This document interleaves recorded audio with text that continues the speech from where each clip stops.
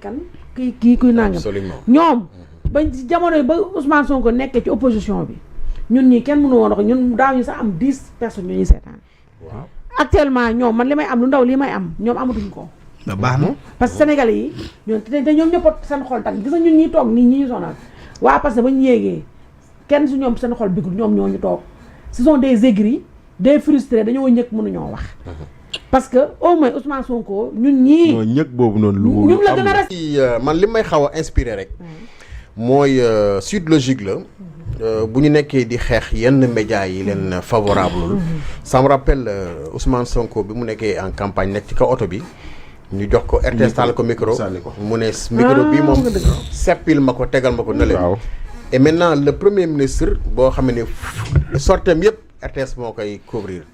c'est-à-dire du l'incohérence nag nit ñi wax dëgg yàlla boo bëggee nekk un homme d'état nga xam ni que moom ci position bi mu nekk ni actuellement que ce soit le ministre de la communication muy le président de la République ak le premier ministre lui-même ñoom ñoo njaboote waxuma la ñi nga xam ne ñoom ñoo leen di waxal rek lu leen neex de mais ñoom ñoo njaboote Sénégal gépp dans tous les secteurs. Bachir Fofana. mais Ahmed xam nga lu tax may reetaan. waaw. le 17 juillet 2022 ba mu amee. waaw loolu moi j'avais fait un texte tuddee woon que de l'information à la RTS. wallaay doo ñu ko jàngataalal. xam nga la laa leen si waxoon. dama leen ne d'abord comprenez qu'en termes de normes télévisuelles. waaw. ce qui se rapproche le plus d'un contenu d'un programme de télé RTS moo koy def.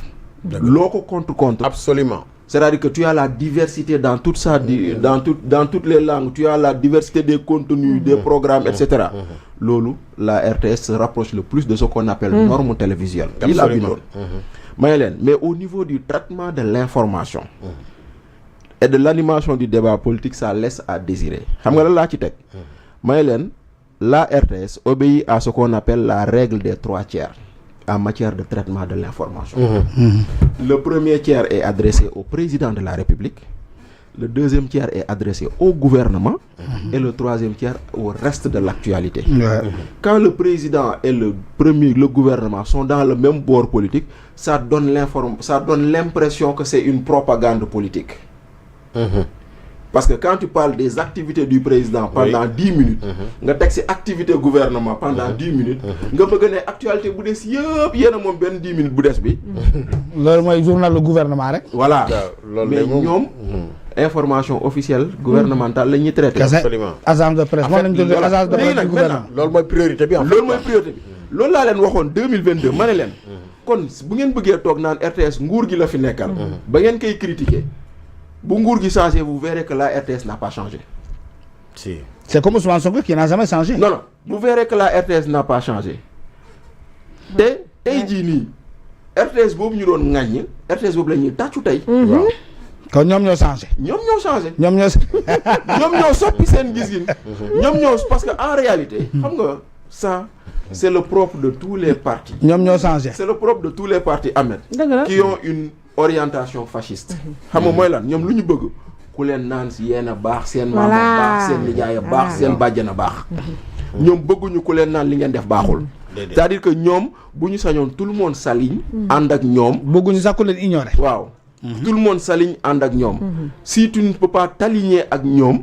tu deviens leur ennemi. bu leen fàtte ni la première déclaration sur l'affaire Sweet Beauté. RTS xam nga Sonko mu ngi ko defee Sen TV. Bougane jox ko télé bi. c'est vrai hein c'est vrai. mais tey ji la lañ tuddee Sen TV. Kër Dofi.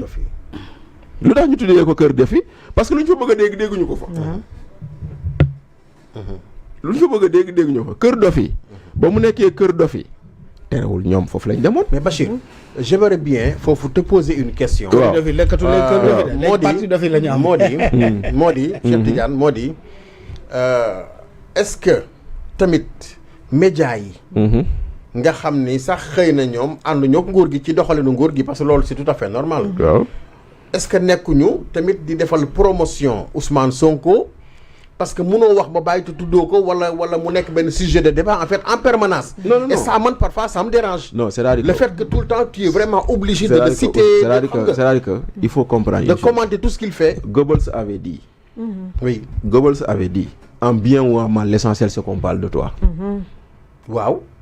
en bien ou en mal. Waaw. L'essentiel c'est qu'on te parle de ñoom ñoo toi. xam am ñoo xam sax nga wax nga saagalee sa bëgg nañ mais na nga wax ci ñoom rek. na nga wax ci ñoom. waaw léegi nag loolu noonu la ñuy jëmmal du leneen. kese. Voilà, léegi nag maintenant dans ça là, quand les nazis sont arrivés au pouvoir en 1922, la première des choses c'est de dire les médias sont contraires à la démocratie. Voilà. Et pourtant, ils sont arrivés démocratiquement. Ils sont arrivés Ouais. démocratiquement. Démocratiquement. Absolument. La première des démocratique. choses c'est de dire les intellectuels sont nuisibles. Si le commencé Ouais. intellectuel allemand yi ñoom Einstein commencé daw di dem États-Unis. Dëgg la. Donc c'est-à-dire que c'est pas les mêmes proportions, toutes choses n'étant pas égales ici à par ailleurs, mais da ngay gis ni tant que yooyu ngay xaw a jëm.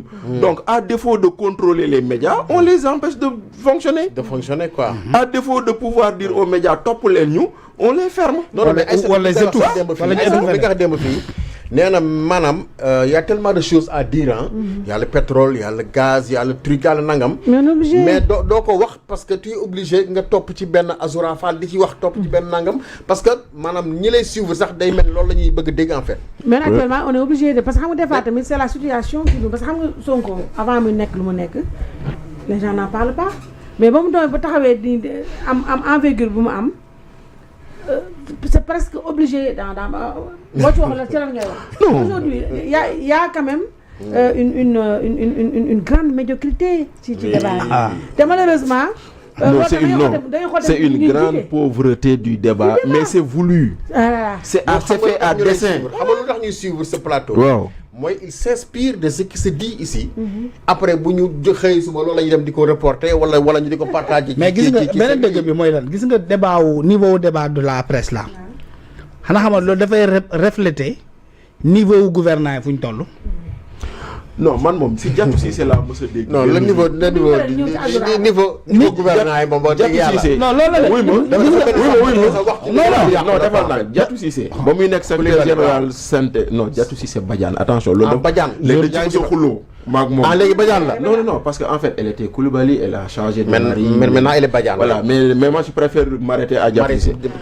Diatou Cissé dañoo mos a toog ñuy waxtaan si loolu mu ne mais écoutez il ne faut pas demander à la presse de faire autre chose que l'actualité. Ah, voilà. La presse ne produit pas l'actualité. Maintenant, On l'invente pas. Voilà. C'est-à-dire que tey jii nii mënoo nekk ci réew moo xam ne dañuy waxtaanee Azoura nga bëgg a waxtaanee nga bëgg a waxtaanee. Nelson Mandela wala Nelson Mandela. mais non léegi nag foofu nag dafa am benn problème bu fa am. waaw man j'ai un problème. avec certaines actualités. et comment ces actualités là naka la ñuy génnee naka lañ leen di. Mais c'est l'État qui les crée. Je te recommande d'aller lire un documentaire qui s'appelle La fabrique du consentement. Waaw. La fabrique du consentement, c'est un documentaire qui parle de l'œuvre de Edouard Bernays. Edouard Bernays, c'est le neveu ou le petit-fils de Sigmund Freud. Dès que parle là. Edouard Bernays, c'est celui qui a eu à théorie ou à mettre en pratique ce que Gustave Le Bon avait théorisé dans son livre qui s'appelle La psychologie des foules. Ouais.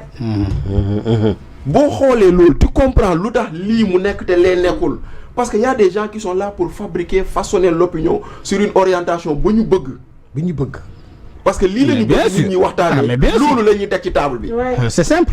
maintenant nag des fois les médias sans le savoir xam nga chaque jour ma wax ci yenn journalistes yi des fois nga gis ma ci yenn interview yi ma naan journalistes yi lu tax ngay wax loolu wala lii waroo ko wax parce que Pastef day créer ay éléments de langage. Ah oui. Journalistes yi topp di ko reprendre sans pour autant se rendre compte que ñoom c'est des éléments de langage. ma jox la benn exemple bu dernier bi nga baal ma déglu la de tu es sur un bon tempo.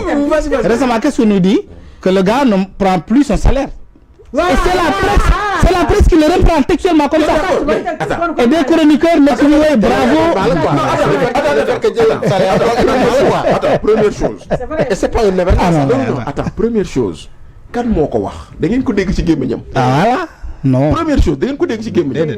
Deuxième chose, est-ce que ñi koy def dem nañ dans son service de communication vérifier si l'info est vraie ou pas. ñu toog on sort comme ça ñu ne il prend pas son salaire tout le monde se rue dessus. Non patriote la ni quel homme ni. Mais écoutez, donc on doit s'interroger d'abord sur la véracité de ça. De l'origine du contenu. De l'origine. Oui, non. Maintenant, mais après, deuxièmement, waaw. si on s'interroge sur ça, il faut passer à l'étape suivante. Mais ça, on l'a appris avec Moustapha Niasse, ministre des Affaires étrangères. Waaw. Moustapha Niasse avait renoncé à son salaire. Bien sûr. Mais État du Sénégal, sama xel ci moom la dem. État du Sénégal, d'accord. waaw. Yo, tu es un fonctionnaire de l'État. Waaw. Tu ne peux pas, tu n'as pas le droit de renoncer à ton salaire. Exactement. Maintenant, tout ce que tu peux faire, dis-nous où est-ce qu'on te dépose ton salaire. mais foog ñu verser ko. Faut que nous versions quoi. Et Moustapha Niasse, qu'est-ce qu'il avait fait? Il avait demandé que son salaire soit versé au coude. Mercedes Mbir la ci moom laa ko njëkk a gisee. Voilà. Voilà. ba muy tedd yàgg na de. Voilà. Kon, moom ma dikkee ñaan. waaw man Sal- la la moom mooy ko université et étudiant. moomee ko étudiants yi. ñu dugal ko dans le budget du coude pour que étudiants yi dundee ko. kon tey jii nii bu si on nous dit qu'il renonce à son salaire. wallaay ndeysaan. mënul nekk fan lañ ko dugal. lu baax ak ñu baax yàgg na fi nag Bachir. waaye dafa njëkk ci moom léegi nag ñu ñëw ci thématique générale